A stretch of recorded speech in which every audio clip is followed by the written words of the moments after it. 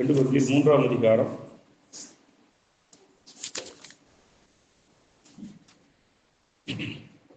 1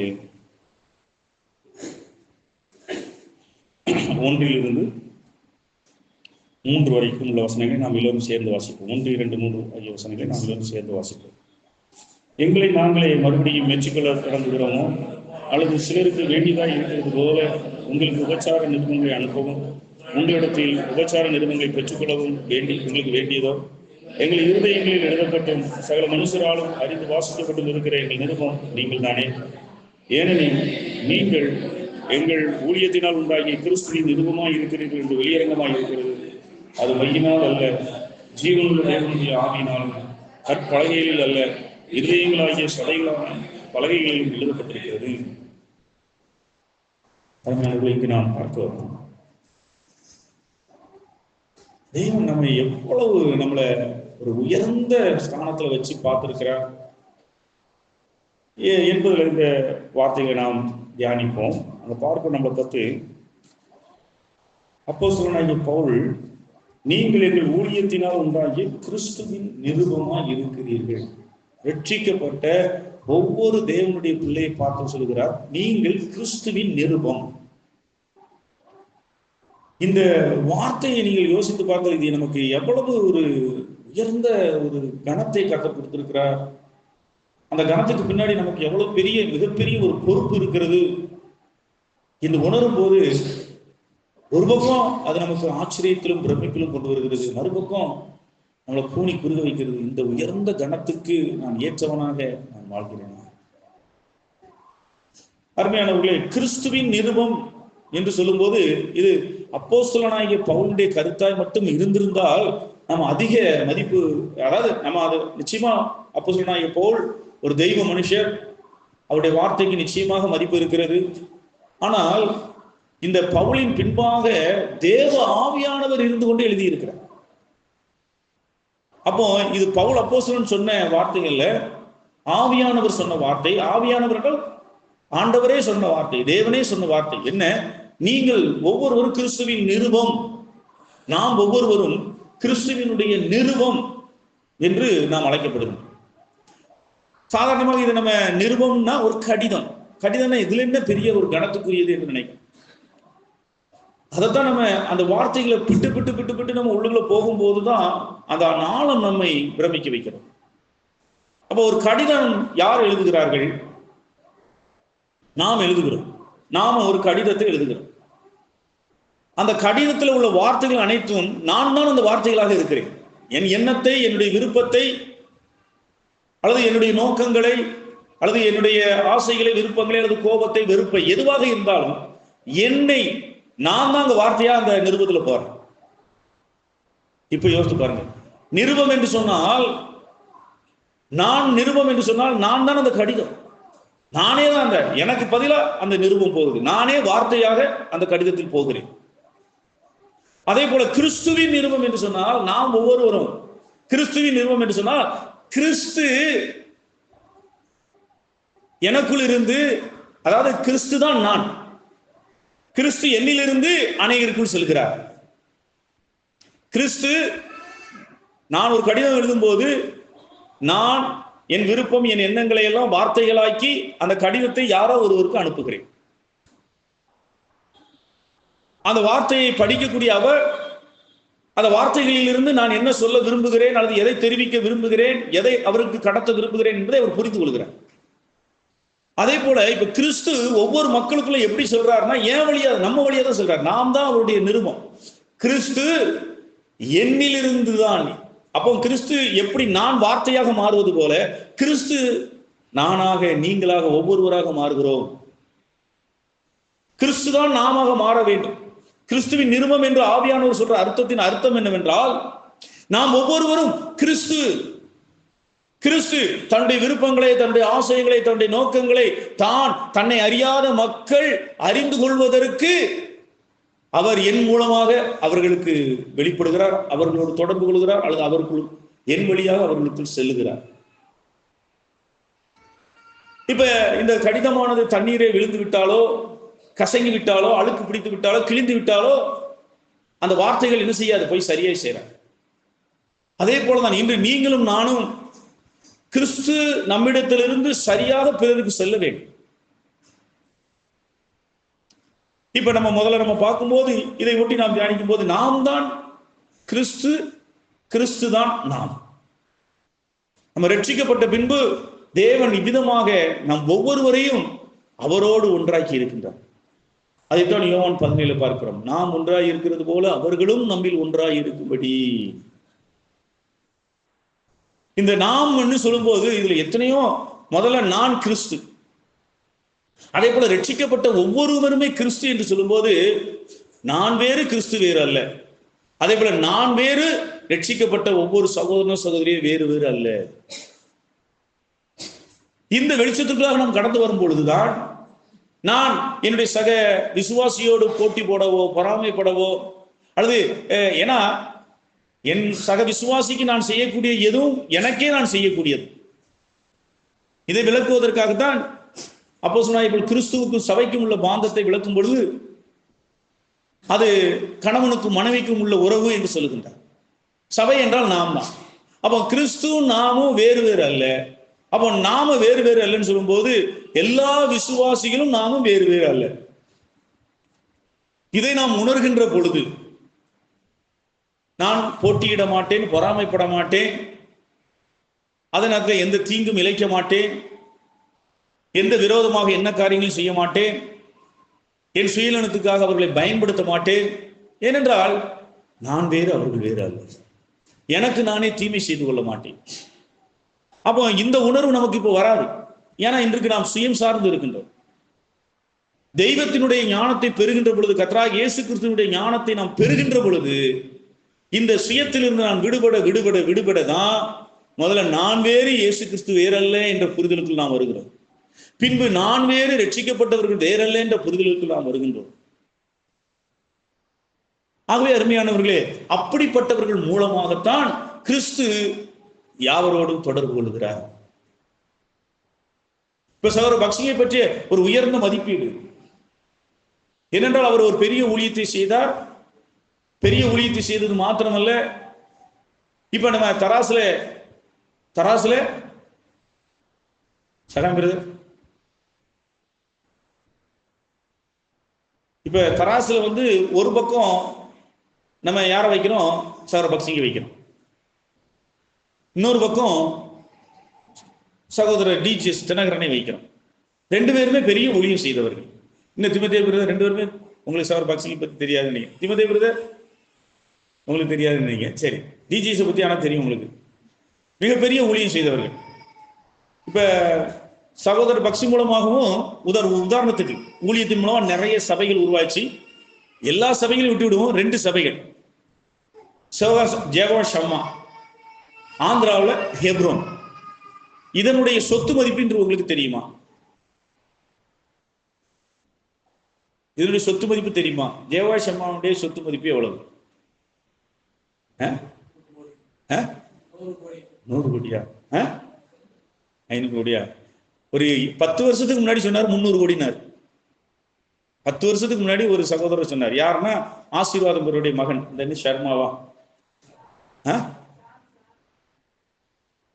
ஆசீர்வாதம் பெருடைய மகன் கிடையாது, மருமகன் ஷர்மான்னு சொன்ன டக்குனு மருமகனுக்கு வராண்டமா, 2வது மருமகன் ஷர்மா.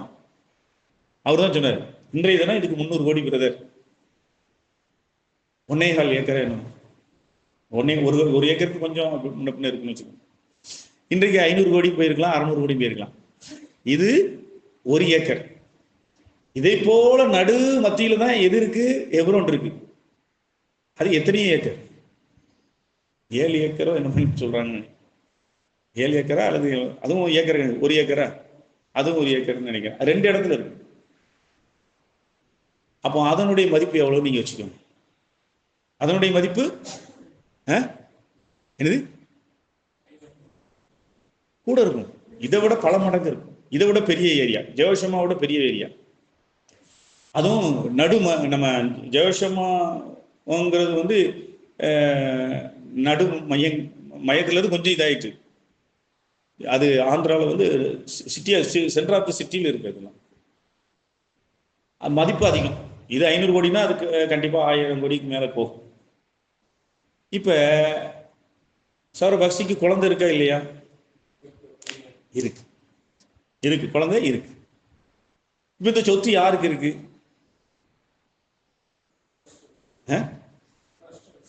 எது பொதுவில் தான் இருக்கு. சௌரவ் பக்சிக்கு என்ன போய் சேரல, போய் சேரல.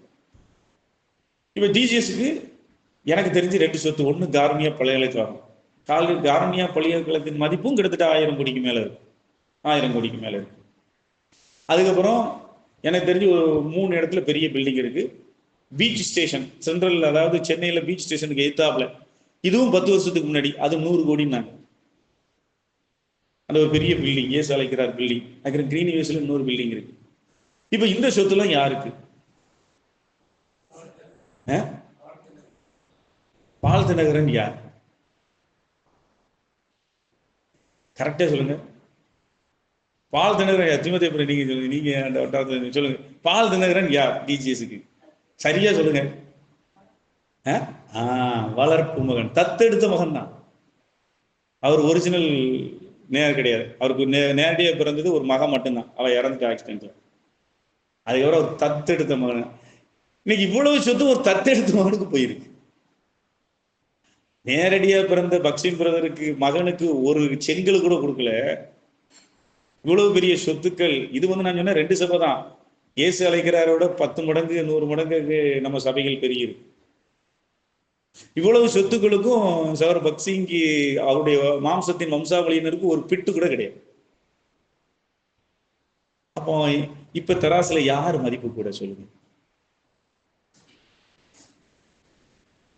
ஒருத்தர் வந்து இவ்வளவு இதையும் வந்து தனக்கு பின்னாடி தன் பிள்ளைகளுக்கும் எதுவுமே கொடுக்கவே போயிட்டார். இன்னொருத்தர் அழகா தத்தெடுத்த பிள்ளைக்கு எல்லாத்தையும் சேர்த்து வச்சுட்டு போயிட்டாரு.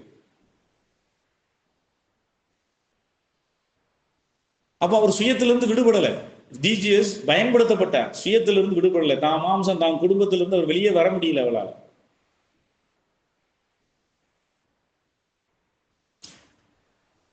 அப்போ நம்ம தேவ ஆண்டருடைய ஞானமும் பெருகின்ற பொழுது இந்த குடும்பம், சுயம், இது எனக்கு இது எல்லாத்துலேருந்து நம்ம வெளியேற ஆரம்பிச்சிடும்.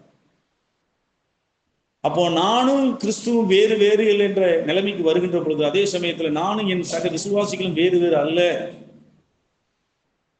என்ற உயர்ந்த நிலையை நாம் இந்த சுயத்திலிருந்து விடுபட விடுபட விடுபட நாம் வந்து விடுவோம். அதுதான் உண்மையான ஒரு மகிமை அடைதல். நான் கிறிஸ்துவின் சாயலையும் மகிமை அடைகிறேன்னா அந்த சுய என்னிலிருந்து போய்கிட்டே இருக்கும் எல்லாத்தையும். இது வந்து நம்ம பக்சிங் மட்டும் இல்லை, அப்போஸ்தலர்கள் அப்படிதான் இருந்தாங்க. எந்த அப்போஸ்தலருடைய வம்சாவளியினரை நம்ம பார்க்க முடியல. அவங்களுக்கு ஆவிக்குரிய சந்ததி மட்டும்தான் இருந்துச்சு. அப்போஸ்தலனாகிய பவுல் மூலமா தீமோத்தேயு ரட்சிக்கப்பட்டாரு, தீத்து ரட்சிக்கப்பட்டாரு. ஆனா அவருக்கு சொந்தக்காரங்க யாருன்னு தெரியாது. பேதுருக்கு அவர் மனைவி அவர் மூலமாக நிறைய பேர் ரட்சிக்கப்பட்டாங்க, நிறைய சபைகள் உருவாச்சு. ஆனா எந்த இடத்துல அவருடைய மாம்சத்திற்குரிய சந்ததி, எந்த அப்போஸ்தலருடைய மாம்சத்திற்குரிய சந்ததியும் நமக்கு தெரியாது.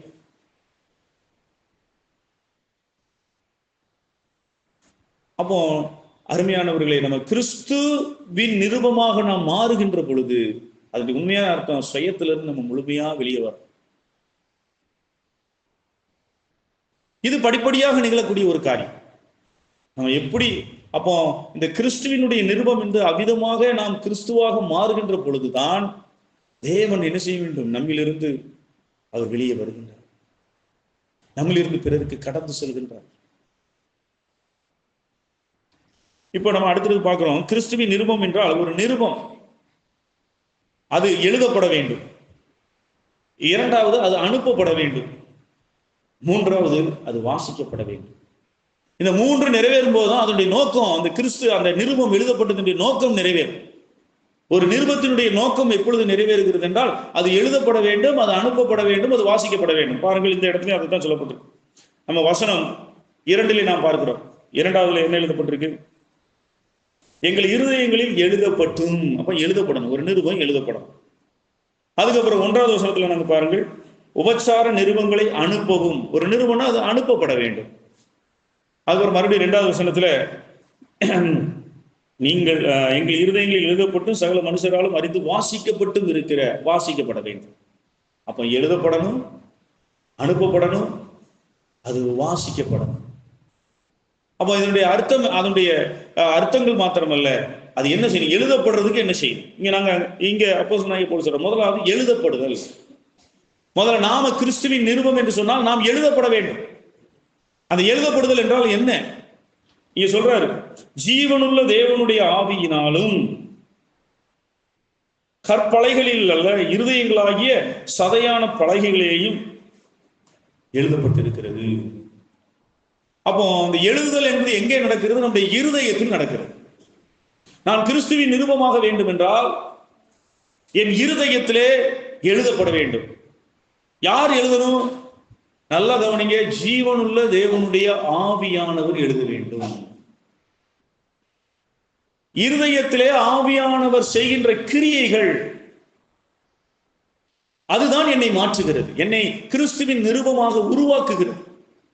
நான் கிறிஸ்துவின் நிருபமாக உருவாக வேண்டும் என்றால் பரிசுத்த ஆவியானவர், ஜீவனுள்ள தேவனுடைய ஆவியானவர், இதுல பரிசுத்த ஆவியானவர் சொல்லாம ஜீவனுள்ள தேவனுடைய ஆவியானவர், அதுல ஆழ்ந்த அர்த்தம் இருக்கிறது. பரிசுத்த ஆவி என்பது ஆவியானவர் பரிசுத்தமாய் இருக்கிறார் என்பதை வெளிப்படுத்துகிறது. ஜீவனுள்ள தேவன் என்று சொன்னால் ஜீவனை கொடுக்கிற ஆவியானவர். அந்த ஜீவன் தேவனுடைய ஜீவன். நிருபம் கிறிஸ்துவினுடைய நிருபம். இதை எல்லாத்தையும் சேர்த்து நம்ம யோசிக்கும் போது, தியானிக்கும் போது, அதாவது தேவனுடைய ஜீவனில் இருந்துதான் இந்த பிரபஞ்சத்தில் உள்ள அணுவிலிருந்து ஆகாயம் வரைக்கும் எல்லாமே தேவனுடைய ஜீவனில் இருந்துதான் வந்திருக்கு. பாவத்தினாலே தீட்டுப்பட்டு போன நாமும் இந்த பூமியும் மறுபடியும் அக்னியினாலே சீரமைக்கப்படுகிறது. இப்ப முதல்ல நம்மால் அவர் எப்படி நம்மை சீர்திருத்தி அவருடைய சாயலுக்குள் கொண்டு வருகிறார் என்று சொன்னால் கிறிஸ்துவை கொண்டு வருகிறார். அப்போ நாம முதல்ல படைக்கப்பட்ட போதும் தேவனுடைய ஜீவனால் தான் படைக்கப்பட்டோம். ஆனால் அது மரணத்துக்குள்ளே விழுந்த பொழுது இப்பொழுது மறுபடியும் அவர் நம்மை புதுப்பிக்கின்றார். ஜீவனுள்ள தேவனுடைய ஆவி என்பது தேவனுடைய ஜீவனிலிருந்து எல்லாம் வருகிறது. இப்பொழுதும் அதே ஜீவன் நேரடியாக நம்மை உருவாக்கிய போது பாவத்தில் விழுந்துட்டோம். இப்ப ஜீவன் உள்ளன்னு சொல்லும் போது அது கிறிஸ்துவின் உயிர்த்தெழுந்த ஜீவனை குறிப்பிடுகிறது. கிறிஸ்துவனுடைய உயிர்த்தெழுந்த ஜீவனும் தேவனுடைய ஜீவன் தான், தேவனுடைய ஜீவனும் தேவனுடைய ஜீவன். அந்த ரெண்டு கொஞ்சம் வித்தியாசம். தேவனுடைய ஜீவன் மரணத்தை காணாத ஜீவன். கிறிஸ்துவினுடைய ஜீவன் மரணத்துக்குள் பிரவேசித்து மரணத்தை ஜெயித்தெழுந்த அந்த உயிர்த்தெழுந்த ஜீவன். தேவனுடைய ஜீவன் புதிதாக படைக்கும், ஆனா கிறிஸ்துவின் ஜீவன் மரணத்தில் இருப்பதையும் உயிர்ப்பித்து படைக்கும். ரெண்டு ஒரே ஜீவன் தான், ரெண்டு ஒரே தேவனிடமிருந்து தான் வருகிறது. ஒன்று மரணத்தில் பிரவேசிக்காத தேவனுடைய ஜீவன், அது மரணத்தை காணாத ஜீவன். மற்றொன்று மரணத்துக்குள் பிரவேசித்து மரணத்தை விழுங்கி உயிர் தெழுந்த ஜீவன். இதுதான் கிறிஸ்துவில் உள்ள ஜீவன். இந்த ஜீவனை கொண்டு, அந்த ஜீவனைத்தான் ஆவியானவர், அந்த ஜீவனை வைத்துதான் என் இருதயத்திலே கிரியை செய்கின்றார், என் இருதயத்திலே எழுதுகிறார். அந்த ஜீவனுள்ள தேவனுடைய ஆவியானவர் என்ற வார்த்தையின் அர்த்தம் அதுதான். தேவ ஆவியானவர் கிறிஸ்துவின் உயிர்த்தெழுந்த ஜீவனை கொண்டு என் இருதயத்தில் கிரியை செய்கின்ற பொழுது நான் மாறிக்கொண்டே இருக்கிறேன். இதைத்தான் நாம் இந்த அதிகாரத்தினுடைய கடைசி இதில் நாம் பார்க்கிறோம். பாருங்க, இந்த அனுபவத்தை பல்வேறு வார்த்தைகளை விளக்குகிறார். இந்த இடத்துலையும் நாம பார்ப்போம். பழைய ஏற்பாட்டில் ஒரு எசேக்கியேல் நிருபத்திலையும் எசேக்கியேல் தீர்க்கதரிசன புத்தகத்திலையும் இந்த அனுபவத்தை வச்சு இன்னும் கொஞ்சம் விரிவா ஆவியானவர் சொல்லியிருக்கிறார். அதையும் நம்ம பார்ப்போம். முதல்ல நம்ம இங்க பார்க்கிறோம் 17-18 பாருங்க. கர்த்தரே ஆவியானவர், கர்த்தருடைய ஆவி எங்கேயோ அங்கே விடுதலையும் உண்டு. நாம் எல்லோரும் திறந்த முகமாய் கர்த்தருடைய மகிமையை கண்ணாடியிலே காண்கிறது போல கண்டு ஆவியாய் இருக்கிற கர்த்தர் அந்த சாயலாகத்தானே மகிமையின் மேல் மகிமை அடைந்து மறுரூபப்படுகிறோம். நம்ம கிறிஸ்துவின் நிருபமா நம்மளை மாற்றி விடுகிறார். ஆவியானவர் நம்மை கிறிஸ்துவின் நிருபமாக, கிறிஸ்துவை போல மாற்றி விடுகிறார் மகிமையின். அப்ப அதுக்கு என்ன செய்யற? முதல்ல நம்ம பார்க்கிறோம், கர்த்தரே ஆவியானவர், கர்த்தருடைய ஆவி எங்கே உண்டோ அங்கே விடுதலை உண்டு. முதல்ல ஆவியானவர் நம்மளை என்ன செய்யறார்? நம்மளை விடுவிக்கின்றார். நம்ம அநேக கட்டுகள் கட்டி இருக்கின்றன. இதை நாம் உணர்ந்து கொள்ள வேண்டும். நிறைய கட்டுகள் கட்டி இருக்கின்றன. பாவம் நம்மை கட்டி இருக்கிறது. பாவம் நம்மளை கட்டி இருக்கிறதுனால்தான் நம்ம அவங்கவுங்க நிலைக்கு, அவங்கவுங்க சூழ்நிலையில, அவங்க வளர்ப்புக்கு தகுந்த மாதிரி ஒவ்வொருத்தரும் ஒவ்வொரு விதமான பாவங்களை செஞ்சுக்கிட்டு இருக்கிறோம். எல்லாருமே பாவம் செய்தவன் தான். வெளியரங்கமான பாவம், அந்தரங்கமான பாவம், மறைவான பாவம், துணிகரமான பாவம், இப்படி பல்வேறு வகையில பாவங்களை செய்கிறோம். எண்ணற்ற பாவ செயல்களை செய்கின்றோம். குடிப்பது, வெறிப்பது, விபச்சாரம் செய்வது, வேசித்தனம் செய்வது, இப்படி பற்பல விதமான எல்லா பல வகையான பாவங்களை செய்யுது. இதுக்கெல்லாம் காரணம் என்ன? பாவத்தினால நம்ம கட்டப்பட்டிருக்கிறதுனால அந்த பாவம் எப்படி எப்படிலாம் நம்மளை இழுத்துட்டு போதோ அப்படிலாம் நம்ம போகிறோம். அந்த பாவம் நம்மளை விபச்சாரத்தில் இழுத்தோம்னா நம்ம விபச்சாரக்காரரா போயிடுவோம். குடியில இழுத்து போச்சுன்னா குடிகாரரா மாறுவோம். பொய் சொல்றவரா மாத்திட்டுனா பொய் சொல்றவரா மாறும். பணாசை பிடிச்சவரா மாத்தினா பணாசரை பிடிச்சவரா மாத்திடும். அந்த பாவம் எப்படி எப்படிலாம் நம்மளை இழுத்துட்டு போகுதோ அப்படியெல்லாம் நம்ம மாறி விடுகிறோம். அந்த பாவங்களை விருப்பத்தோடு செய்கின்றோம். இந்த கட்டிலிருந்து நாம் விடுபட வேண்டும். இந்த கட்டு விடுபட்டுனா நான் நீங்க உங்க வாழ்க்கையில நீங்க பிடிக்காததை செய்யவே மாட்டீங்க. பிடிக்காததை எப்போ செய்வீங்க? வேற ஏதாவது ஒரு கட்டாயம் இருந்தாதான் செய்வீங்க. உங்களை யாராவது உங்களை மிரட்டினா உயிருக்கு பயந்து அல்லது சூழ்நிலையின் கட்டாயத்தினால நீங்க பிடிக்காத செய்வீங்களா? பெரும்பாலும் மனிதர்கள் பிடிக்காததை செய்யவே மாட்டாங்க.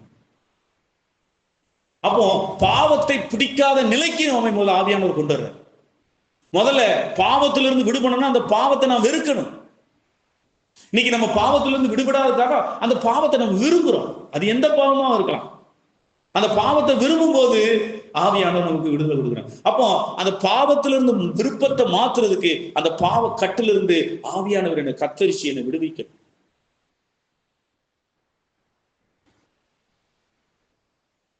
அப்போ இந்த விடுதலைக்காக நாம் ஆண்டவரை நோக்கி பார்க்க வேண்டும். ஆண்டவரே, என் பாவ கட்டுகளில் இருந்து என்னை விடுவித்தருளும். அது எந்த கட்டுவா இருந்தா நமக்கு தெரியும். நமக்கு தெரியாம நம்ம பாவம் செய்வது கிடையாது. முதல்ல நீங்க பாவத்திலிருந்து ஆவியானவர் உங்களுடைய பாவ கட்டை அறுத்து விடுவிக்கணும்னு சொன்னா பாவத்தை நியாயப்படுத்துவதை நீங்கள் தவிருங்கள். நீங்க பாவத்தை நியாயப்படுத்தினா ஆவியானவர் உங்களை விடுவிக்க முடியாது. பாவத்தை பாவம் என்று உணர்கள். இது ஏதோ ஒரு பலவீனம் அல்லது இது இல்லாம இருக்க முடியாது, இதெல்லாம் தப்பு இல்லை, இப்படிப்பட்ட கருத்துக்களுக்கு நீங்கள் வந்து விடுவீர்களானால் ஆவியானவர் அங்கு அதிலிருந்து உங்களை விடுவிக்கவே முடியாது. அதனாலதான் தீமோத்தேயுக்கு எழுதுற, மனசாட்சியில் சூடுண்ட பொய்யருடைய மாயத்தினாலே அநேகர் வஞ்சிக்கப்படுவார்கள். பிசாசன் நினைச்சிட அநேகர் இப்படி தப்பான போதனைகளை கொடுக்கக்கூடிய, இது தப்பல்ல அது தப்பல்ல. அதாவது அதனாலதான் வேதத்துக்கு மிஞ்சியும் போகக்கூடாது, வேதத்துக்கு கீழேயும் போகக்கூடாது. நம்ம ஏன் வேதத்துக்கு முக்கியத்துவம் கொடுக்கிறோம், ஏன் வேதத்தை அடிப்படையா வச்சிருக்கோம்னா அந்த அடிப்படையில இருந்துதான் நம்ம எல்லாத்தையும் தரம் பிரிக்க முடியும், வகை பிரிக்க முடியும். அது இல்லைன்னா ஒவ்வொருத்தங்களுக்கும் ஒவ்வொரு நீதி நியாய காலத்துல அவனவன் தன் பார்வைக்கு சரி போனபடி செய்வான். அதுக்குதான் நான் ஒரு எளிய உதாரணம் சொல்லுவேன். ஒரு கிராமத்துல ஊழியம் செய்யும் போது நீங்க விபச்சாரம் செய்யறது தப்பா இல்லையா? ஏன்னா அது இவ்வளவு யோசிக்கீங்க, விபச்சாரம் தப்புன்னு கூட டக்குன்னு வராது, சட்டக்குன்னு வராதா? விபச்சாரம் செய்யறது தப்பு கூசாவா கேட்கேன். இப்படி இது ரொம்ப அமைதியா பிரதர் ஏதோ நுட்பமான ஒரு கேள்வி கேட்கிற மாதிரி தப்பு. ஆனா விபச்சாரம் தப்பு இல்லைன்னு ஒருத்தர் சொன்னாரு. நான் அதிர்ச்சி அடைஞ்ச முதல் சொன்னேன், விபச்சாரம் தப்பு கிடையாது. அப்ப டப்புன்னு அவர் இப்படி கேட்க. இப்ப நான் ஒரு கேள்வி கேட்கேன். மரியாஸ் பிரதர், ராஜா பிரதருக்கு பசிக்கும், சாப்பாடு வாங்கி கொடுப்பீங்களா மாட்டீங்களா? அது தப்பா? அதே மாதிரிதான் அவங்களுக்கு பசிக்கு நான் பசியை தீர்த்து வைக்க, இது தப்பா? இதை சொல்லிதான் என்ன கேட்டாரு, சொன்னதான் இது தப்பா அப்படின்னு கேட்காரு. இப்படி ஒரு விளக்கு இருக்கா? முதல்ல பார்த்தா அப்படி என்னத்த சொல்றது? ஐயா தப்பு, அதெல்லாம் செய்யக்கூடாது, தப்பு. இது வெறும் படிச்ச நாகரிக நகரத்துல பேசல, கிராமத்துலதான் இது நடந்துச்சு. இது எப்படி தப்பாகும்? அவங்களுக்கு பசிக்குது, நான் அவங்க பசியை ஆத்தி விடுறேன், இது எப்படி தப்பாகும் அப்படின்னு அவன்கிட்ட கேட்கிறேன். தப்பு. அப்போ அவங்களுக்கு இப்ப அந்த நபருக்கு இந்த பாவம் செய்யறது தப்புன்னு உணர்வார வாழ்க்கையில என்னைக்காவது அதுல இருந்து வெளியே வருவாரா? மாட்டேன். ஏன்னா அதை நியாயப்படுத்துறாரு. அது இது தப்பே கிடையாது, இது நான் அவங்களுக்கு உதவி செய்யறேன், சரியான சாப்பாடு கிடைக்கல, நான் நல்ல சாப்பாடு கொடுக்க அப்படிங்கிற மாதிரி அவர் பேசுறாரு. அப்ப அவர் ஒரு நாள் இந்த பாவத்திலிருந்து வெளியே வரவே மாட்டார். தன் தப்பை, தன் பாவத்தை அவர் நியாயப்படுத்துகிறார். இந்த நியாயப்படுத்துதல் பல வகையில் இருக்கு. சில நேரங்கள்ல நாமளே தயக்கிற மாதிரி இருக்கும். ஒரு எக்ஸாம்பிளுக்கு ஒரு உதாரணமா சொல்றேன். கணவன் மனைவி 4-5 குழந்தைகள். கணவன் திடீர்னு இறந்துட்டார் ஆக்சிடென்ட். இந்த மனைவிக்கு வேற தொழிலே கிடையாது, வேற எதுவும் தெரியாது, உதவிக்கு ஆளே இல்லை. இப்ப இந்த பெண் ஒரு தப்பான பாலையில பணம் சம்பாதிச்சு தன் கொலைகளை வளர்த்தார். இது நீங்கள் என்ன சொல்லுவீர்கள்? அவளுக்கு வேற எதுவும் தெரியாது, இந்த ஒண்ணுதான் இருக்கு. இதை வைத்தால் அவளை என்னென்ன சொல்ல முடியும்? ஆனாலும் வேதம் சொல்வது தப்புதான், அதை அவள் நியாயப்படுத்தக்கூடாது. வேறு ஏதோ ஒரு கூலி வேலையோ வேறு எதையோ பார்த்து இருக்கும் பொழுது இருக்க வேண்டியதான் கர்த்தர் நடத்துவார். அது கர்த்தருடைய பிள்ளைகளாக இருந்தார். இல்லை என்றால் அவர் கடவுளை இதை எப்படி சொல்றதுன்னு தெரியாது. ஆனால் நம்ம செய்யக்கூடாது, நியாயப்படுத்த முடியாது. அப்ப அந்த நியாயப்படுத்துதல் என்பது, ஆனால் அந்த பெண்மணிக்கு என்ன செய்யணும்? நான் என் குழந்தைகளை வளர்க்கறதுக்கு எனக்கு வேற வழி கிடையாது, நான் இந்த தவறை செய்துதான் நான், இது எனக்கு தவறுன்னு எனக்கு தெரியும். அவள் தவறை நியாயப்படுத்துகிறாள். இதே மாதிரிதான் நிறைய விஷயங்கள்ல எல்லாரும், இது நான் விபச்சாரங்கிற ஒரு பெரிய காரியத்தை பற்றி பேசுறேன், இதே போல எல்லா பாவத்துக்கும் ஒரு நியாயத்தை ஒவ்வொருத்தருக்கும் ஒவ்வொரு விதமா வச்சுக்கிட்டே இருப்பாங்க. இந்த வேதாகமும் தேவனுடைய பார்வையில எது சரி எது தப்பு. அதனாலதான் இந்த வேதத்தை விட்டு நம்ம வெளியே போக மாட்டேங்கிறோம். இது ஒண்ணுதான் சரியா, இது தப்புனா இது தப்பு தான், இது யார் என்ன சொன்னாலும் தப்பா. இது தப்புன்னு சொல்லிட்டுனா இதுக்கு நியாயப்படுத்தவோ இது விளக்கப்படுத்தவோ கூடவே கூடாது. இது கூடாதுன்னு சொன்னா இது கூடாதுதான், இது கூடுன்னு சொன்னா இது கூடும் தான். இதுக்கு விளக்கத்தை நுண்மான் நுழைமலம் போட்டு நம்ம விளக்கம் கொடுத்துக்கிட்டு இதுக்கு அந்த விளக்கம் அந்த விளக்கம்னா நம்ம விளக்கவே கூடாது. அது நேரடியாக என்ன அர்த்தம் தருகிறதோ அந்த அர்த்தத்தை எடுக்கணும். அதே நேரத்தில் இந்த வேதாகமும் ஒரு காரியத்தில் நமக்கு சரியா இல்லைன்னா இன்னொரு இடத்துல இன்னொரு வசனத்தை கொண்டு நமக்கு சரியான விளக்கத்தை கொடுக்கும். வேதத்தை வைத்து விளக்க வேண்டும். அப்படி விளக்கும் பொழுது நமக்கு கிடைக்கக்கூடிய நம்ம அர்த்தத்தை நாம் நம்முடைய வாழ்க்கையில கடைபிடிக்க வேண்டும்.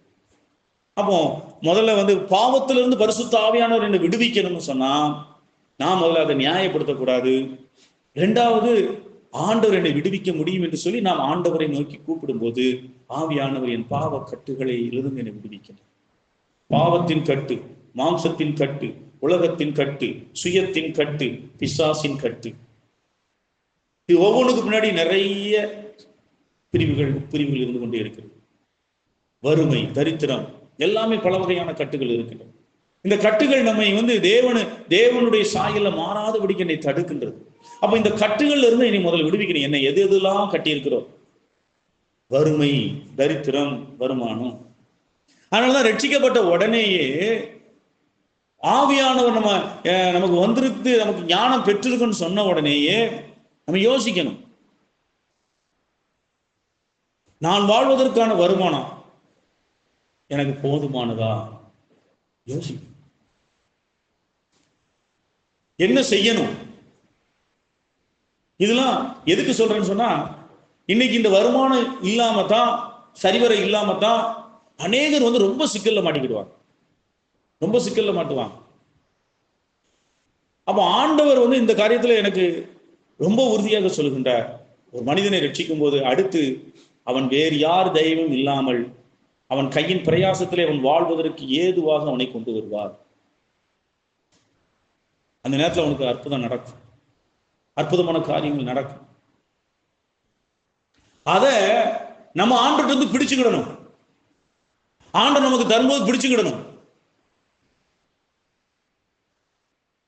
அப்ப என் வாழ்க்கையில நான் ஆண்டவரை நான் ஆண்டவர் ரட்சிக்கப்பட்டுட்டேன், இப்ப எனக்கு ஒரு தொழில் இருக்குது.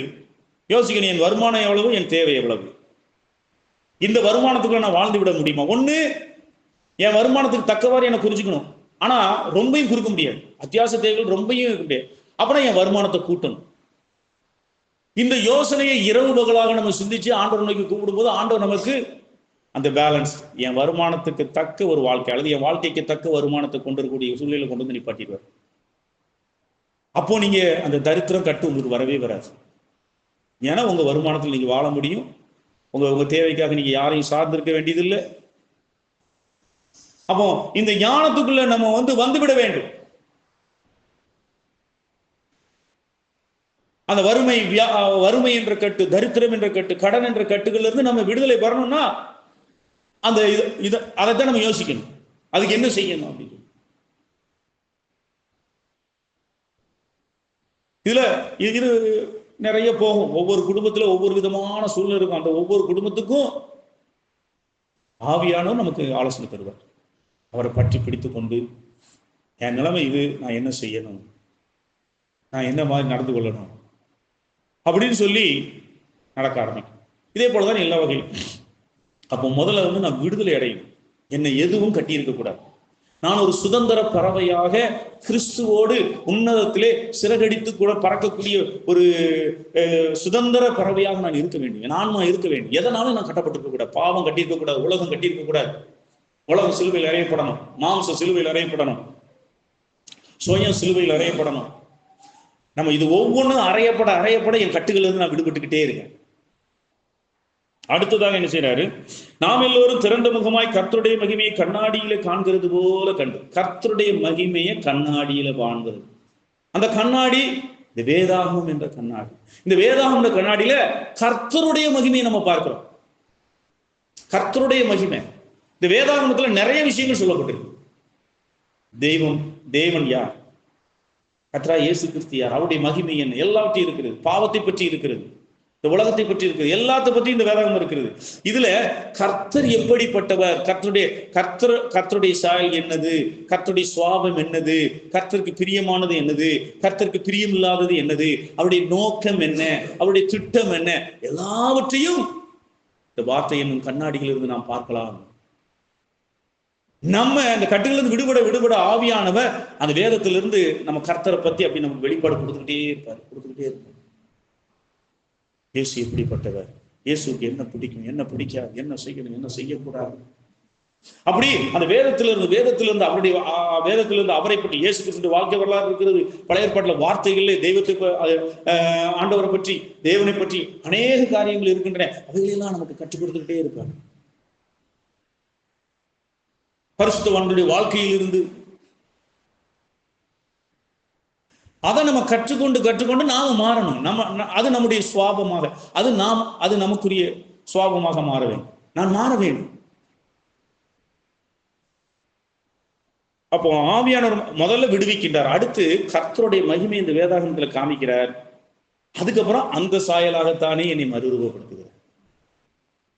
இது எல்லாமே தேவன் செய்யக்கூடிய செயல், ஆவியானவர் செய்யக்கூடிய. நமக்கு எந்த கஷ்டமுமே இல்லைங்க, நமக்கு எந்த கஷ்டமுமே இல்லை. ஆவியானவர் கரத்துல நம்ம கொடுத்துட்டாலே போதும். ஆவியானவருக்கு நம்ம இடங்கள் கொடுக்காம இருந்தாலே போதும். ஆவியானவருக்கு இடங்கள் கொடுப்பது என்னுடைய சுயசித்தம். என்னுடைய சுயசித்தம் ஆவியானவர் குறுக்க வரும்போது ஆவியானவர் அமைதியாகி விடுவார். அதுதான் ஆவியானவரை துக்கப்படுத்துதல். அதுதான் ஆவியானவரை அவிழ்த்து போடுதல்.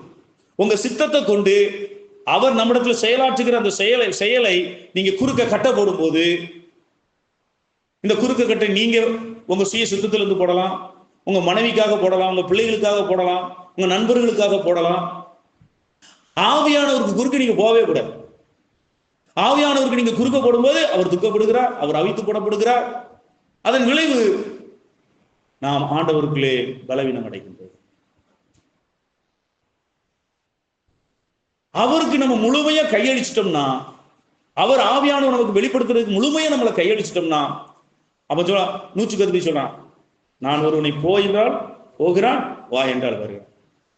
ஆவியானவர் என்ன செய்யறாரு? பிலிப்பை அந்த ரதத்தோடு போங்கிறாரு, ஓடுறாரு, திடீர்னு மறைய பண்ணிடுறாரு. இந்த அற்புத சம்பவங்கள்லாம் திடீர்னு ராஜாத்திர நான் பார்க்கணும், மறைஞ்சிடணும். எப்படி இருக்கும்? நல்லா இருக்குல்ல?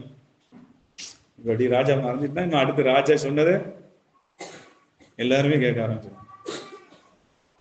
அன்னைக்கு மறைய வச்சிருக்காரு பிலிப்பு, அப்படி மறைய வச்சுட்டாரு ஆவியானவர். புதிய ஏற்பாடுல தான் நடந்திருக்கு. இன்னும் வெரி சிஸ்டர், அப்படி நீங்க அப்படி இருந்த இடத்துல இப்படி மறைஞ்சிட்டீங்கன்னா எப்படி இருக்கும்? ஆவியானவர் உங்களை எடுத்து கொண்டு போயிட்டாங்கன்னா அந்த அளவுக்கு ஆவியில நிறைஞ்சிருக்காங்க, அந்த அளவுக்கு ஆவியில நிறைஞ்சிருக்காங்க. அப்போ ஆவியானவரால் நிறைந்து வாழக்கூடிய வாழ்க்கை. இன்னைக்கு ஆவியானவருடைய நிறைவுங்கிறது அந்நிய பாஷை பேசுதல் என்ற ஒரு குறுகிய வட்டத்தில் கொண்டு வந்திருக்காங்க. ஆவியானவர் மறைய செய்திருக்கிறாரா? ஆவியில் நிறைந்துன்னு பேசக்கூடியவங்க ஆவியில மறைஞ்சிருக்காங்களா? பழைய ஏற்பாட்டிலே இது நடந்திருக்கு. என்ன சொல்றாரு?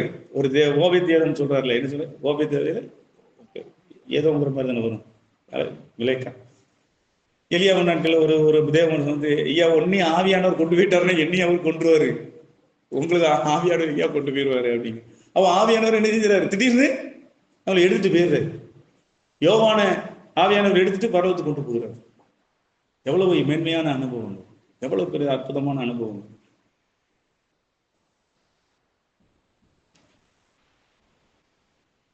அருமையானவர்களே, ஆகவே அடுத்ததாக நம்ம எசேக்கியேலின் புத்தகத்தை நாம் திருப்பிக் கொள்வோம். அதே இந்த அனுபவம், இந்த மறுரூபமாக்குதலுக்காக ஆண்டுடைய ஆவியானுடைய கிரியின் செயல் அங்கு இன்னும் சில விரிவாக கொடுக்கப்பட்டுள்ளது. அது நமக்கு அவசியமாகவும் கூட இருக்கிறது. எசேக்கியேல் 36, 25, 26, 27. அப்பொழுது நான் உங்கள் மேல் சுத்தமான ஜலம் தெளிப்பேன், அசுத்தங்களையும் விக்கிரகங்களையும் நீக்கி சுத்தமாக்குவே, நீங்கள் சுத்தமாவீர்கள். இப்ப அந்த கர்த்தரே ஆவியானவர், கர்த்தருடைய ஆவி எங்கே உண்டு அவங்க விடுதலை உண்டு. அந்த விடுதலை தான் இங்க சுத்தமாக்குது. அங்கே ஆவியானவர் நம்மை விடுவிக்கின்றார். அதே ஆவியானவர் தான் இங்கே சுத்தமான ஜலம் என்பது தேவனுடைய வார்த்தை. அந்த வார்த்தையை கொண்டு நம்மை சுத்திகரிக்கின்றார். அதான் நான் கொஞ்சம் விரிவா இருக்கும்னு நான் சொன்னேன். அப்போ நாம எப்படி எல்லா விதமான கட்டுகள் இருந்து விடுவிக்கப்படுகிறோம், நாம எப்படி சுத்தமாகிறோம் என்று சொன்னால் ஆவியானவர் சுத்தமான ஜலம்னு சொல்லப்படுது. ஏன் ஜலம்னு சொல்லியிருக்க கூடாதா? ஏன்னா இன்னைக்கு வேதாகம வார்த்தைகளை பயன்படுத்துறவங்க ஏராளமா பயன்படுத்துறாங்க. எல்லா விதமான கள்ள போதகர்களும் கள்ள உபதேசக்காரர்களும் வஞ்சக உபதேசத்தை உடையவர்களும் இந்த வேதாகமத்துல இருந்து எல்லாத்தையும் சொல்றாங்க. யாருமே வேதாகமத்துக்கு வெளியில இருந்து சொல்லல. ஏதாவது ஒரு வசனத்தை பிடிச்சுக்கிட்டு அல்லது அந்த வசனத்துக்கு ஏதாவது ஒரு விளக்கத்தை, தவறான ஒரு விளக்கத்தை கொடுத்து சரியான விளக்கத்தில் இல்லாம சரியான அர்த்தத்தை அறிந்து கொள்ளாமல் அவர்கள் ஒரு புது உபதேசத்தை உண்டு பண்ணி விடுகிறார்கள், அல்லது அவர்கள் புதுவிதமான காரியங்களை அவர்கள் கற்றுக் கொடுக்கின்றார்கள். ஆவியானுடைய அபிஷேகம் என்பது உண்மை.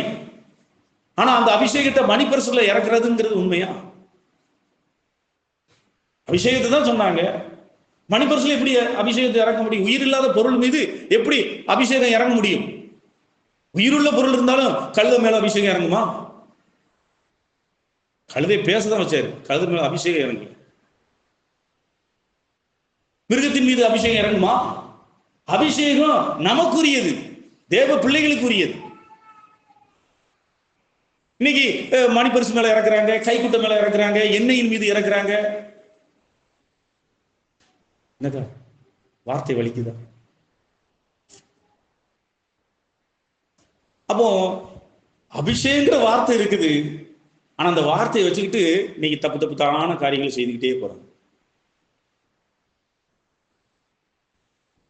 அதுதான் சுத்தமான ஜலம். சுத்தமான என்ன ஜலம்னா அந்த வார்த்தையை உள்ளது உள்ளபடி இருக்கணும். மாத்தி நெளிச்சு வளைச்சி எதுவுமே சொல்லக்கூடாது. அது இருக்கா அதை அப்படியே எடுத்துக்கணும். மாத்தி நெளிச்சு வைக்கும் போது நம்ம தவறாக போய் விடுவோம். அது தேவனால் முடிவிலே அங்கீகரிக்கப்படாது. நம்ம வாழ்ந்திருப்போம், அதை பேசியிருப்போம், ஒரு கூட்ட ஜனத்தை நம்ம அந்த சத்தியத்துக்கு முன்னாடி கொண்டு வந்திருப்போம். ஆனா பரலோகத்துல ஆண்டவர் சொல்றாரு, யார் யாரெல்லாம் சொல்றாரு? அடையாளம் செய்தவங்க, அற்புதம் செய்தவங்க, பிசாச விரட்டினவங்க, தீர்க்க தரிசனம். தேவனுடைய வார்த்தையை உரைத்தவர்கள், தேவனுடைய வார்த்தையை உரைத்தவர்களையும் சொல்றாரு. நான் உங்களை அறிய சொல்றேன். என்னன்னா தப்பான விதத்துல அவங்க உரைச்சாங்க, உள்ளது உள்ளபடி உரைக்கல. அதனாலதான் அப்போ சொன்னாங்க, போல் சொல்றாரு, கர்த்தருடைய சந்நிதியில நான் இந்த தேவனுடைய வார்த்தையை கலப்பில்லாமல் பிரசங்கிக்கணும் சொன்னோம் என்று நம்பிக்கை இருக்கிறது. அப்போ தேவனுடைய வார்த்தை கலப்பில்லாமல், தவறு இல்லாமல், கூட்டி குறைக்காமல். ஒரு வசனத்தை கூட்டவும் கூடாது, ஒரு வசனத்தை குறைக்கவும் கூடாது. நான் சொல்ற போது ஒரு வசனம் வந்து ஏதோ ஒரு வார்த்தையை கூட்டி சொன்னா தான் அந்த வசனம் சரியா இருக்குமானா அது தப்பு. நான் சொல்ற உபதேசம் இந்த வசனத்திலிருந்து ஏதாவது ஒரு வசனம் அந்த வசனம் வந்து என் உபதேசத்துக்கு மாறா இருக்கும்போது அந்த வசனத்தை அப்படியே மறைக்கிற மாதிரி இருக்கும், ஆனால் அதான் குறைக்கிறதுனா என் உபதேசம் தப்பு. என் உபதேசம் ஒரு வசனத்தோட வேற ஏதாவது கூட்டவும் கூடாது, வசனத்தை குறைக்கவும் கூடாது. என் வசனம் வேதத்துல உள்ளபடி இருக்கும். ஆகவே அருமையானவர்களே, அப்போ அந்த சுத்தமான ஜலம் தான் மக்களை உண்மையான பரிசுத்தத்திற்குள் கொண்டு வரும். உண்மையான பரிசுத்தத்திற்குள் கொண்டு வரும் சுத்தமான ஜலம். அந்த சுத்தமான ஜலத்தை கொண்டு நீக்கி அவர் அசுத்தங்களை நீக்குகிறார், நரகலான விக்கிரகங்களை நீக்குகிறார். அடுத்து பார்க்கிறோம் 26. நவமான இருதயம் என்றால் ஒரு புதிய இருதயம், புதிய இருதயத்தை கொடுக்கின்றார். ஏற்கனவே இருக்கிற இருதயத்தை எடுத்துட்டு ஒரு புதிய இருதயத்தை எடுக்கிறார். இந்த இடத்துல நீங்க புரிந்து கொள்ள வேண்டும். ஐயோ அப்படின்னா நம்மள ஆபரேஷன் பண்ணி இன்னொரு இடத்தை எடுத்து இன்னொரு இதயத்தை கொடுக்கிறார், அப்படி இல்லை.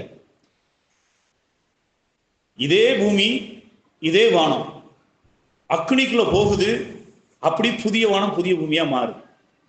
பழையது ஒளிஞ்சிட்டு புதியதா மாறிட்டு. ஏன்னா பழைய பூமிக்கு இதுக்கு எந்த சம்மந்தமே இல்லை, அது வேற இது வேறையா இருக்கு. அதே போல இதே இருதயம் பழைய இருதயமா இருக்குது, இப்போ ஒரு புதிய இருதயமா இருக்கு. பழைய இருதயத்துக்கும் புதிய இருதயத்துக்கும் எந்த சம்பந்தமே இல்லை. இந்த புதிய இருதயம் ஒரு புதிய இருதயமாக இருக்கு, பழைய இருதயம் ஒழிந்து போகிறது. ஆனா இதே இருதயத்துக்குள்ளதான் நடக்க மாற்றம். ஆகவே இந்த கல்லான இருதயத்தை எடுத்து சதையான இருதயம், இந்த இருதயத்தை அவர் படிப்படியாக தனது ஜீவனை கொடுத்து கொடுத்து கொடுத்து வார்த்தைகளை கொண்டு ஜீவனை கொண்டு ஆவியானவரை கொண்டு இந்த பழைய கல்லான இருதயத்தை புதிய இருதயமாக மாற்றிக்கொண்டே இருக்கின்றார். அதுக்கப்புறம் பாருங்க, உங்கள் உள்ளத்திலே என் ஆவியை வைத்து உங்களை என் கட்டளைகளில் நடக்கவும் என் நியாயங்களை கை கொள்ளவும் அவைகளின்படி செய்வேன். அப்ப ஆவியானவர் அடுத்து என்ன செய்யறாரு? ஒவ்வொரு வார்த்தையா என் மனசுல கொடுக்கும் போது அது நான் இயல்பாவே கை கொள்ள ஆரம்பிச்சிருவேன். அதுதான் அந்த மறுரூபமாக்கப்படுதல். அந்த வார்த்தை அதுதான் கண்ணாடியிலே காண்கிறது போல கண்டு இயேசு கிறிஸ்துவை நாம் அந்த வார்த்தைகளை காண்கின்றோம். பின்பு இந்த வார்த்தை எனக்குள்ளே ஆவியானவர் வைக்கின்ற பொழுது அது என் வாழ்க்கையின் சுவாபமாக மாறுகிறது, என் எண்ணமாக மாறுகிறது. அதுக்கு முன்னாடி வேற மாதிரி சிந்திச்சேன், இப்ப இயேசுவை போல சிந்திக்கின்றேன். அதுக்கு முன்னாடி வேற மாதிரி விருப்பப்பட்டேன், இப்ப இயேசு கிறிஸ்துவை போல நான் விருப்பப்படுகின்றேன். இப்பொழுது என்னுடைய ஆசை, என்னுடைய விருப்பங்கள், என்னுடைய எண்ணங்கள், என்னுடைய நோக்கங்கள் எல்லாம் இயேசு கிறிஸ்துவை போல மாறி இயேசு கிறிஸ்துக்குரியதாகவும் இயேசு கிறிஸ்துவை போலும் இயேசு கிறிஸ்து எப்படி வாழ்ந்தாரோ அப்படி போலவே நானும் மாறிவிட ஆரம்பிக்கின்றேன். இந்த மாபெரும் செயல் நமக்குள்ள நடைபெறணும். அப்போ இவ்விதமாகத்தான் இப்படித்தான் எழுதப்படுகிறோம், நாம் கிறிஸ்துவின் நிருபமாக எழுதப்படுகின்றோம்.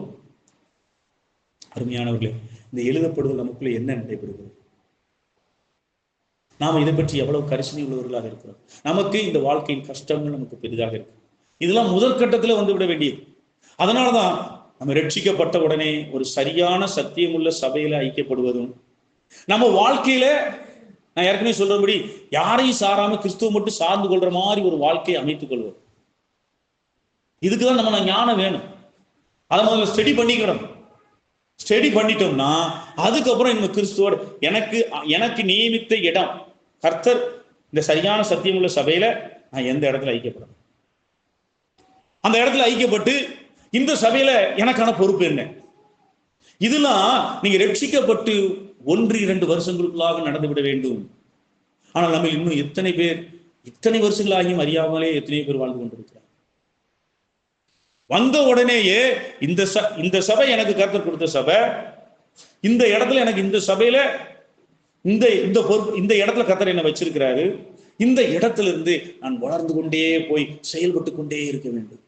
அப்போ நான் ஆண்டவருக்குள் வளர வளர மாறும். ஆரம்ப காலகட்டத்துல எனக்கு சபையில ஒரு சின்ன பொறுப்பு இருக்கும். நான் கிறிஸ்துக்குள்ள வளர வளர ஆண்டவனை படிப்படியா அடுத்தடுத்த கட்டத்துக்கு நகர்த்தி சென்று கொண்டே இருப்பார். என்னுடைய வளர்ச்சியும் நான் கர்த்தருடைய சித்தத்துக்கு வரும்போது தேவன் என்னை என்ன நோக்கத்திற்காக படைத்திருந்தாரோ, என்ன நோக்கத்துக்காக என்னை ரசித்திருந்தாரோ அந்த நோக்கத்தை என் வாழ்க்கையில நிறைவேற்றி முடிக்கும் வண்ணமாக அவர் என்னை நடத்தி செல்வார். அந்த நிறைவேற்றும் போது அதுவே போதுமானது, அதுவே பூரணமானது. ஆண்டவர் நமக்கு நியமித்ததுக்கு மேலையும் போக வேண்டாம், அதுக்கு கீழேயும் வர வேண்டாம். ஆண்டவர் நம்மளை எப்படி நியமிச்சிருக்கிறார் அது நமக்கு போதும், அது எனக்கு போதும். என்னுடைய ஆசைகள எனக்கு ரொம்ப ஆசைகள் இருந்தது. முதல்ல நான் திருமணம் ஆகக்கூடாதுன்னு நினைச்சேன். திருமணம் ஆகாமல் முழுமையாக தேவனுக்கு என்று ஊழியம் செய்ய வேண்டும், திருமணமே ஆகக்கூடாது, வேண்டியதில்லை அப்படின்னு. இப்ப நான் திருமணம் கட்டி இருக்கிறேன். இதை விட இந்த திருமணம் கட்டாதது ஒரு மேலான ஒரு காரியம் தான். நான் மேலானதான் நினைச்சேன். ஆனா எனக்கு ஆண்டவர் நியமிச்சது திருமண வாழ்க்கை தான் நியமிச்சது. அப்போ ஆண்டவர் எனக்கு வச்சதுக்கு மிஞ்சி நான் போக முடியாது. ரெண்டாவது, நான் முழு நேரம் ஊழியக்காரராக இருக்கணும்னு நினைச்சேன், விரும்பினேன். என்னுடைய அபிலாசை முதல்ல இந்த தரிசனத்துக்குள்ள வந்தபோது, இந்த தரிசனம் வந்தபோது சார் பால்ஸ்டாருடைய மெசேஜ் எனக்கு ரொம்ப பிடிச்சிருந்தது. அவர்கிட்ட கீழே போய் உதவி ஊழியக்காரராக இருந்து நம்ம ட்ரெயின் அப் ஆகி அப்படியே ஊழியத்துக்கு போயிடணும் அப்படின்னு நினைச்சேன். ஒரு முழு நேர ஊழியக்காரனாக போக வேண்டியது என்று விருப்பமா இருந்துச்சு. ஆனா கடைசியில் ஆண்டவர் என்ன கொண்டு வந்தார், நீ ஒரு மூப்பனான்ற ஸ்தானத்துல இருந்தா எனக்கு ஊழியம் செய்யணும் அப்படின்னு நான் கேட்ட போது எனக்கு அதை தெளிவாக வெளிப்படுத்திட்டாங்க. அப்போ நான் விரும்பினது, நான் இன்று இருக்கிறத விட பெரிய பெரிய காரியங்களை விரும்பினேன். ஆனா கர்த்தர் எனக்கு நியமித்தது இதுதான் நியமிச்சது. அப்போ நான் அதை ஏற்றுக்கிட்டேன். ஆண்டவர் எனக்கு இதுதான் சொல்றேன், இந்த சுத்தமான ஜலம் வந்து ரொம்ப அவசியங்கிறேன். இந்த சுத்தமான ஜலத்துக்கு தான் நான் சூர்யா பிரதருக்கு நன்றி உள்ளவராக இருக்கிறேன். ஏன்னா சூர்யா பிரதர் எனக்கு அவர் சொல்லி கொடுத்த அந்த பாடம் தான், அவர் சொன்ன ஒவ்வொன்றும் அந்த காலத்துல அவர் எனக்கு சொன்னது எல்லாம் எனக்கு வந்து ரொம்ப நல்லதா இருந்துச்சு. எப்படின்னா, விபச்சாரிகளை எல்லாரையும் ரட்சிக்கப்பட வச்சிடணும்னு 2 பேரு ரொம்ப ரொம்ப ரொம்ப நல்லது, ரொம்ப உண்மையானது. விபச்சாரத்தில் இருக்கக்கூடிய ஸ்திரீகளை, ஆதரவற்றவர்களை ஆண்டவர் பத்தி சொல்லி அவங்களை ரட்சிப்புகளை கொண்டு வரணும்னு சொல்லி பாம்பேல அந்த ரெட் லைட் ஏரியால போய் ஊழியிருந்துட்டாங்க. அர்ப்பணிப்போட செஞ்சிருக்காங்க. ஒரு நல்ல பரிசுத்தமானவன். ஆனா கடைசியில் அவங்களே அந்த பாவத்தில் விழுந்துட்டாங்க. அப்போ நீ தேவனுக்கு மிஞ்சி பரிசுத்தமாக நினைக்காத. தேவன் உன்னை நடத்தாமல், தேவன் ஒரு காரியத்திலே உன்னை கொண்டு போகாம நீ போகணும்னு நினைக்காது. எவ்வளவு பெரிய வைராக்கியமா இருக்கலாம். அப்போ அப்போ என் மனசுல அதை நான் எப்படி எடுத்தேன்னா, ஆண்டவர் இப்படியே சொல்லி செப்பிச்சு, ஆண்டவர் எனக்கு திருமண வாழ்க்கை எனக்கு பிரியம் இல்லை, ஆனாலும் நீங்க எனக்கு திருமணத்தைன்னு ஒண்ணு நியமிச்சிருந்து நான் திருமண வாழ்க்கை இல்லாம இருந்தேன்னா நான் தவறி விடுறதுக்கு வாய்ப்பு உண்டு. அது உங்களுடைய சித்தம் எதுவோ அதை நடக்கும். ஏன் விருப்பம் இதுதான், நான் திருமணமே செய்யாம உங்களுக்கு ஊழியம் செய்யணும்னு நான் விரும்புறேன். ஆனா உங்க சித்தம் எதுவோ, கடைசியில் அப்படி சொல்லி முடிப்போம், உங்க சித்தம் எதுவோ அதை நான் ஏற்றுக்கொள்வேன். அப்போ என்னை எவ்வளவு தெளிவா நடத்துறாங்க பாருங்க. சகோதரி வந்து சகோதரர் சூர்யா வந்து இப்படி பிரதர் உங்களுக்கு சென்னையிலேருந்து ஒரு மாப்பிள்ளை கேட்டு வந்திருக்காங்க, நாங்கள் உங்களை சொல்லியிருக்கோம் அப்படின்னு சொன்னாங்க. எனக்கு கஷ்டமா தான் இருந்துச்சு. ஐயோ நம்மளை சொல்லிட்டாங்களா, நமக்கு அப்படியா திருமண வாழ்க்கையா அப்படின்னு வீட்டுக்கு போய் மன கஷ்டத்தோட தான் பேசுறேன். ஆனா அப்போல்லாம் அதுதான் அந்த அந்த ஆவிக்குரிய அந்த சுத்தமான ஜலங்கிறது அதுதான். சகோதரர் சூர்யா சொல்லுவார், உன் விருப்பத்தை வச்சுட்டு நீ ஜெபம் பண்ணாத, திறந்த புஸ்தகமா இருக்கும். நீ ஆண்டவர் என்ன சொல்றாரோ நீ அதை ஏற்றுக்கக்கூடிய அளவுக்கு நீ ஜெபிக்கணும். உன் விருப்பத்தை முன் வச்சு அவருக்கு கவுண்டர் சைன் பண்ண சொல்லக்கூடாது நீ. அப்போ நான் போய் ஆண்டவர்கிட்ட போய் கேட்குறேன், அப்படி போய் கேட்குறேன், ஆண்டவரே என் விருப்பம் திருமணம் செய்யணும் விருப்பம் இல்லை எனக்கு, நான் திருமணம் இல்லாமலே நான் அந்த மாதிரி ஒரு வைராக்கியமான ஒரு ஊழியத்தை செய்ய விரும்புகிறேன், வாழ்நாள் ஃபுல்லாக திருமணம் இல்லாமல் உங்கள் ஊழியத்தையே செஞ்சு நான் வாழ்ந்து முடிக்கணும்னு விரும்புகிறேன். ஆனால் வந்து இப்போ எனக்கு சொல்லியிருக்கிறாங்க, உங்களுடைய சித்தம் திருமணம் இல்லைன்னா நான் ரொம்ப சந்தோஷப்படுவேன், ஆனாலும் என் விருப்பத்தின் படிகள் இல்லை, உங்களுடைய சித்தம் எதுவோ நான் அதை அப்படி ஏற்றுக்கிறேன் அப்படின்னு சொல்லிட்டு நான் வாசிக்கிறேன். நான் அன்னைக்கு வாசிக்க வேண்டிய வேத பகுதியை வாசிக்கிறேன். இதோ உன் மனைவி இவளை அழைத்து கொண்டு போகும். நான் அந்த இடத்துல இருக்குன்னு எனக்கு தெரியாது. அப்போ அதை முதல்ல ஒரு சங்கடம் வந்துச்சு, என்னடா ஆண்டவர் இப்படி ஏற்றுக்கொள்ள சொல்லிட்டாங்களே அப்படின்னு சொல்லி ஒரு மன கஷ்டப்பட்டுச்சு. ஆனா அதுக்கப்புறம் ஆண்டவர் இது உங்களுடைய சித்தமானால் நான் ஏற்றுக்கொள்றேன்ப்பா அப்படின்னு சொன்னோம்னே ஒரு தெய்வீக சமாதானம் எனக்கு வந்துச்சு. அதுக்கப்புறம் அந்த மன சங்கடங்கள் எல்லாம் என்ன விட்டு வீட்டு ஒரு தெய்வீக சமாதானம். அதுக்கப்புறம் சொல்றேன், என்னுடைய இது வந்து எல்லாத்துலையும் நான் கரெக்டா சாட்சியா இருக்கணும். அந்த காலகட்டங்களில் முக்காடு போடுவது இருந்துச்சு. சிஸ்டருடைய போட்டோவை பார்த்துருந்தாங்க, தகன்னு 2 காலையும் மின்னிக்கிட்டு கழுத்துல ஒரு செடி இருந்துச்சு. நான் அப்படிலாம் நான் கல்யாணமே வேண்டாம் இருக்கிறவன் நான் எப்படி விரும்புவேன். ஐயோ இது என்ன இப்படி இருக்கு, என்ன செய்கிறது, இது என்ன செய்யறது யோசனை. எப்படி சித்தம்னு ஆண்டவர் சொல்லிட்டாரு, இது சித்தம்னு சொல்லிட்டா அவங்க எங்க எடுப்பாங்க, சித்தம்னாலே என்ன முடிஞ்சு போச்சு, நீ சித்தம்னு சொல்லிட்டாங்களே என்ன ஆக்கிடுவாங்க, நீ சித்தம்னு சொல்லிட்டு இல்ல நாங்க விருப்பப்பட்ட போதுதான் கலத்துவோம், லாக் பண்ணிடுவாங்க. அப்ப இது என்ன செய்யுதுன்னு யோசிக்கிட்டே இருக்கேன். சூர்யாவிற்கு போய் இப்படி பேசுறேன், அவங்க நகையை கலத்தி இந்த மாதிரி நம்முடைய ஒழுங்குகளுக்கெல்லாம் கட்டுப்படுவாங்கன்னா இது எனக்கு சமாதானம். அப்படி லாக் பண்ணி நான் இப்படி லாக் பண்ணி கொடுத்துட்டேன். அவங்க நகையை கலத்தி அவங்க வந்து இந்த மாதிரி அந்த முக்காடு போடுறது, அதுக்கப்புறம் அந்த ஆடம்பரமான உடை இல்லாமல், பட்டு பயங்கரமான பல பட்டுக்கள்லாம் இல்லாமல் வந்து எல்லாம் ஆடம்பரம் இல்லாமல் எளிமையான திருமணத்துக்கு அவர்கள் சம்மதிப்பார்களானா எனக்கு சம்மதம் பிரதர் அப்படின்னு சொல்லிட்டு பிரதர் இதை அப்படியே அவங்கள்ட்ட சொல்லிட்டாங்க, பையன் இப்படி சொல்லுகிறார் நீங்க முடிவெடுத்து கொள்ளுங்கன்னு சொல்லி. அதுக்கப்புறம் எத்தனையோ மாசம் தெரியல, அது எனக்கு சரியா ஞாபகம் இல்லை. அதுக்கப்புறம் அவங்க சரின்னு சொல்லி அவங்க நகையில் கலந்தாங்க. அவங்க ஆண்டவர்கிட்ட கேட்டு அவங்க ஆண்டவர்கிட்ட கேட்ட போது அவங்க இந்த கணவன்கிற உறுதியெல்லாம் கொடுத்ததுனால அவங்க அதுக்கப்புறம் மறுபடியும் அவங்க நகையெல்லாம் கலக்க ஆரம்பிச்சு மறுபடியும் அவங்க தான் திரும்பினாங்க. அப்போ நம்முடைய வாழ்க்கையிலே வந்து நம்ம ரொம்ப அதாவது ஆண்டவர் சொன்னதுக்கு மிஞ்சியும் போக முடியாது, அதுக்கு கீழேயும் போக முடியாது. அப்போ மறுபடியும் முழு நேர ஊழியத்துக்காக ஆண்டவர்கிட்ட கேட்டேன். ஆண்டவரே முழு நேர ஊழியம் பாரம் நம்ம செய்யணும் அப்படின்னு சொல்லி பாரானா அதை செய்யணும்னு ஒரு ஆசை இருக்கும். அப்போ இங்கே நிற்கிறவர்களுக்குள்ளே நான் ஒரு இடத்தை கட்டளையிடுவேன். நிற்கிறவர்கள் என்பது மூப்பர்கள் அப்படிங்கிற அந்த அர்த்தம். அப்போ மூப்பர்களில் ஒரு மூப்பனாக நான் உன்னை வைத்திருக்கிறேங்கிறத நான் புரிந்து, அப்போ நான் வந்து அதுல இருந்து அதுக்கப்புறம் நான் மறுபடி அந்த எண்ணத்தை அப்படி விட்டுட்டு இந்த இடத்துல இருந்து நான் எவ்வளவு தூரம் ஆண்டவருக்காக ஊழியம் செய்ய முடியும், மூப்பர்களில் ஒரு மூப்பனாக நின்று நான் வந்து என்ன விதமா ஆண்டவருக்கு ஊழியம் செய்ய முடியுமோ அதுல நான் அந்த ஊழிய ஓட்டத்தை நான் செய்து வந்திருக்கிறேன். அதனால நம்முடைய ஆசைகள் ரொம்ப இருக்கலாம், அதுக்காக வசனத்து ஆண்டவர் சொன்னதுக்கு மிஞ்சி நம்ம போக முடியாது, அதுக்கு கீழே போக முடியாது. இதை நீங்கள் மனதில் வைத்துக் கொள்ளுங்க. நீங்க ரொம்ப வைராக்கியமா இருக்குங்கிறதுக்காக ஆண்டவர் அங்கீகரிச்சிட மாட்டார். ஆண்டவர் நம்ம ஒவ்வொருவருக்கும் ஒரு ஓட்டத்தை வச்சிருக்கிறார், ஒவ்வொருவருக்கும் ஒரு பாத்திரத்தை வச்சிருக்கிறார். அந்த பாத்திரத்துல தான் நம்ம ஓட முடியும், அந்த பாத்திரத்தை தான், அந்த சிலுவையை தான் நம்மளால சுமக்க முடியும். அது என்ன என்பதை புரிஞ்சுக்கிறோம். அதுல நம்ம விளக்கு வைக்கக்கூடாது.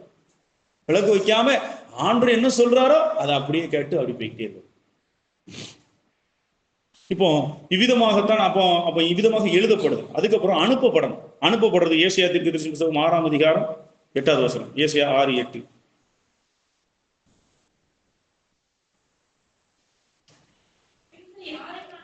பின்பு நான் யாரை நான் அனுப்புவேன், யார் நமது காரியம். அப்ப அனுப்பப்படுதல், ஆண்டவர் அனுப்பப்படும். இந்த அனுப்பப்படுதல் என்பது என்னவென்றால், நீங்க அப்போஸ்தலர் நடவடிக்கைகள் 13ஆம் அதிகாரம் 2வது வசனத்தை வாசிங்க.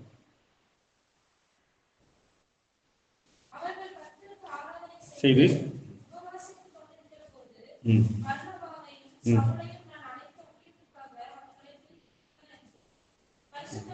அப்போ பர்னபாவையும் பவுலையும் ஆவியானவர் அனுப்புகிறார், ஊழியத்துக்கு அனுப்புகிறார்.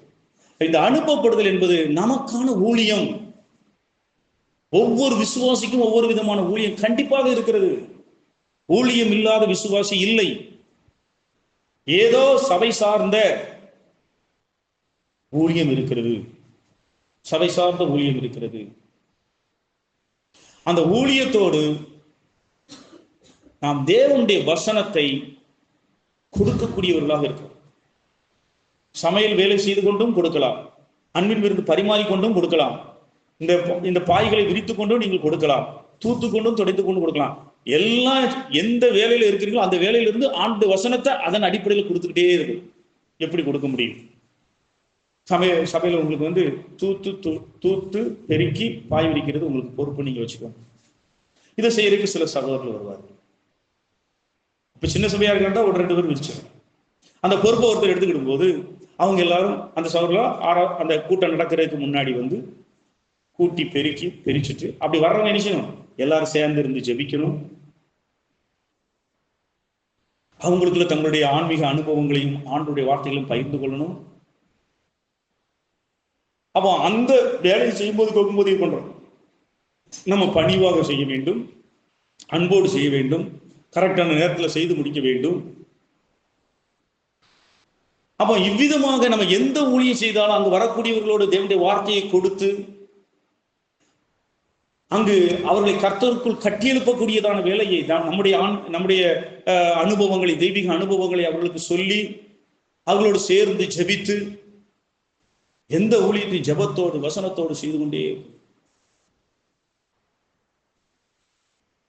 அப்ப அந்த ஊழியத்தை பொறுப்படுத்துவதை கரெக்டா நிறைவேற்றிக் கொண்டே இருக்க வேண்டும். அப்ப எந்த வேலையை செய்தாலும் அத்தோடு தேவனுடைய வசனத்தை நீங்கள் கொடுக்க முயற்சித்துக் கொண்டே இருக்கு. அப்போ நம்முடைய ஊழியம் ஒன்று இருக்கிறது. அப்போ நம்ம பார்க்கும்போது 1 கொரிந்தியர் 12:5 பார்க்கிறோம். 1 கொரிந்தியர் 12:5.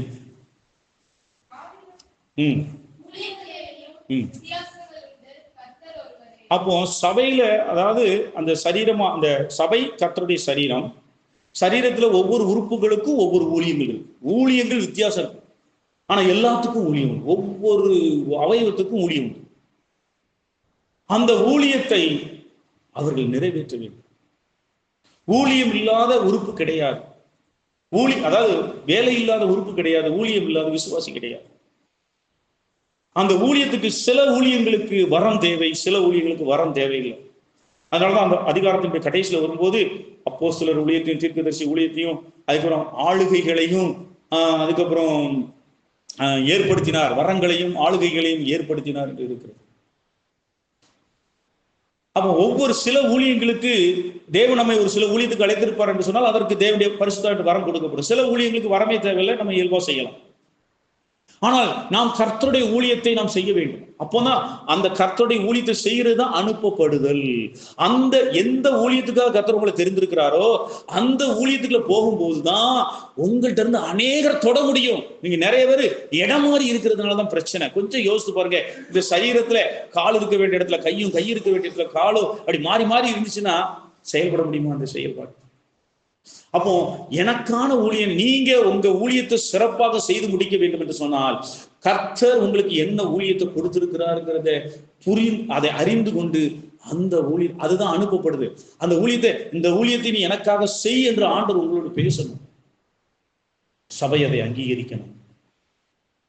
அந்த ஊழியத்தை நீங்க அந்த சபையிலிருந்து அந்த ஊழியத்தை செய்து கொண்டே இருக்க வேண்டும். எதுவரைக்கும் செய்து கொண்டிருக்க வேண்டும்? கர்த்தர் இந்த இடத்துல உங்களை வச்சிருக்கிற வரைக்கும், அல்லது உங்களை அவரோடு எடுத்துக்கொள்கிற வரைக்கும், அல்லது உங்களை அந்த ஊழியத்தை செய்ய முடியாத, உங்க சரீரம் உங்க வயசாகி பழையனா அந்த ஊழியத்தை செய்ய முடியாத நிலைக்கு நீங்க போகிற வரைக்கும். 3 காரியங்கள் தான். ஒரு சில சபையில் இருக்கிறீங்க, ஆண்டவர் உங்களை இந்த இடத்துல இருந்து இன்னொரு இடத்துக்கு கொண்டு போகலாம், மறுப்பதற்கு. அது வரைக்கும் நீங்க அந்த ஊழியத்தை செய்றீங்க. இப்ப இந்த இடத்துல நீங்க தொடர்ந்து இந்த இடத்துல நீங்க இருக்கக்கூடியவங்களா இருக்கிறீங்க, உங்களுக்கு வயசாகி மூப்பாகி அந்த ஊழியத்தை செய்ய முடியாத பலத்தை இழந்து விடுகின்ற அது வரைக்கும் நீங்க செய்யணும். அல்லது கர்த்தர் உங்களை எடுத்துக்கொள்கிற ஏதோ ஒரு நாள் உங்களை நம்மளை எடுத்துக்கொள்வார். அந்த எடுத்துக்கொள்கிற நாள் வரைக்கும் இந்த ஊழியத்தை நீங்க இடைவிடாமல் செய்து கொண்டே இருக்க வேண்டும். அந்த இடத்தை விட்டு நம்ம விலகக்கூடாது, அந்த ஊழியத்தை விட்டு விலகக்கூடாது, ஸ்தானத்தை விட்டு விலகாதே. அந்த ஊழியத்தை அப்படின்னு நிலைச்சிருந்து அதை மெருகூட்டிக்கிட்டே இருக்கணும். அந்த ஊழியத்தை அதை இன்னும் சிறப்பாக பெருக்கிக் கொண்டே இருக்கணும். அந்த ஊழியத்தை பிறருக்கு கற்றுக் கொடுத்து கொண்டு இருக்கணும். அந்த ஊழியத்தை இன்னும் எவ்வளவு அழகாக, இன்னும் இன்னும் எவ்வளவு மிகவும் ஆசீர்வாதமாக செய்ய வேண்டுமோ அவ்வளவு தூரம் செய்து கொண்டே இருக்க வேண்டும்.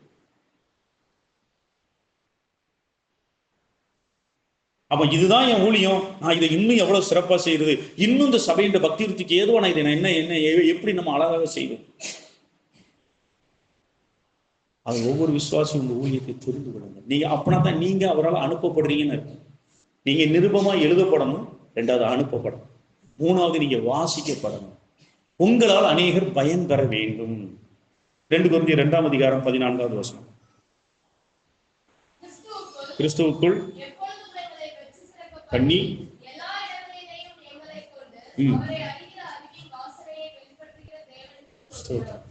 அப்போ உங்களுடைய ஊழியத்தின் நிமித்தமாக அநேகர் கர்த்தருடைய ஆசீர்வாதத்தை பெற்றுக்கொண்டே இருக்கு. கர்த்தருடைய ஆசீர்வாதத்தை பெற்றுக்கொண்டே இருக்கு. அது எந்த ஊழியமாக இருக்கலாம், அந்த ஊழியத்திலிருந்து, அந்த ஊழியத்தின் நிமித்தமாக உங்களுக்கு அநேக தொடர்பு கிடைக்கும். அந்த ஊழியத்தை நீங்க செய்வது மூலமா, அந்த இதன் மூலமாக அநேக கர்த்தரால் தொடப்பட வேண்டும். அதுதான் அந்த வாசிக்கப்படுது. உங்க ஊழியமா வாசிக்கப்பட்டு, உங்க ஊழியமா, அது உங்களுடைய ஜபத்தின் மூலமா இருக்கலாம், உங்களுடைய ஆலோசனை மூலமாக இருக்கலாம், அல்லது நீங்க செய்யக்கூடிய உதவியின் மூலமாக இருக்கலாம், பரஸ்பர ஐக்கியமாக இருக்கலாம், நீங்க தேவனுடைய வார்த்தை உங்களுக்கு கற்றுக் கொடுக்கிறதா இருக்கலாம். எதுவாக இருந்தாலும் உங்க மூலியமா நிறைய பேர் ஆண்டுடைய சத்தியத்தை அறிஞ்சு, ஆண்டுடைய ஆசீர்வாதத்தை அறிஞ்சு, ஆண்டவர்களை கட்டப்பட்டு எழும்புவது. அப்ப ஒரு விசுவாசியை நம்ம ஆண்டவர்களை நெருக்கமாக கொண்டு வரும். இதுதான் அப்பதான் நம்ம எழுதப்படுறோம், அனுப்பப்படுறோம், வாசிக்கப்படுறோம். என் மூலமா நிறைய பேர் வாசனை அறிகிறாங்க. கர்த்தர் தாமே விதமாக கிறிஸ்துவின் நிருபங்களாக இருக்க கர்த்தர் நமக்கு உதவி செய்வாராக.